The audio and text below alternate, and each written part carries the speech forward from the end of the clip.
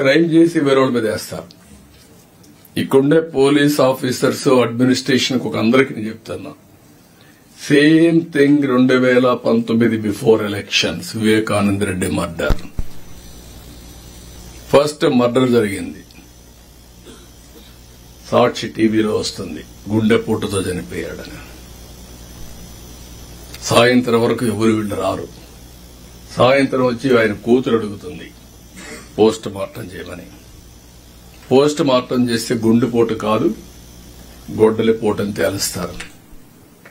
Room అంతా రక్తం, bedroom అంతా రక్తం. అయినా కూడా ఆ కేసుని గుండెపోటుని చెప్పే ధైర్యం వచ్చిందంటే సాయంత్రానికి మార్చేసి మా తండ్రి లేడు, చిన్నాను కూడా చంపేశారు, నేను అనాథనైపోయానని ఒక సింపతి కార్డు పే చేయడం. నెక్స్ట్ డే కోర్టు పోయి ఇష్యూ మాట్లాడకూడదని క్యాగ్ ఆర్డర్ తేవడం. తెచ్చిన తర్వాత అధికారం వస్తానే సిబిఐ అవసరం లేదని ముందు అడిగిన తర్వాత మళ్ళా వద్దని చెప్పి అడ్డం పెట్టి ఇన్వెస్టిగేషన్ చేసి సిబిఐ ఆఫీసర్ని అరెస్ట్ వారెంట్ ఇవ్వడం. You cannot imagine all these things. Next day పేపర్లో నేను చంపేశానని, నారాసుర రక్త చరిత్రని పేపర్లు రాయడం. క్రిమినల్స్ మిస్లీడ్ చేయడం అంటే ఎట్టుంటుందో ఈ విషయం మనం గుర్తుపెట్టుకోవాల్సిన అవసరం ఉంది.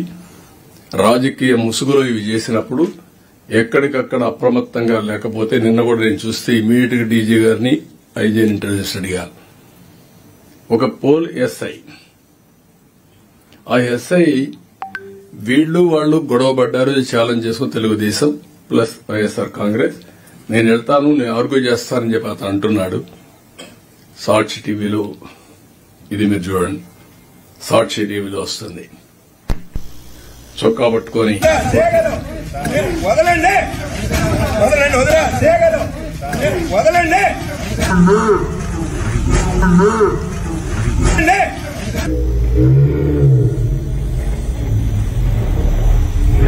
ఇది చూపిస్తాను, చొక్కా పట్టుకోండి.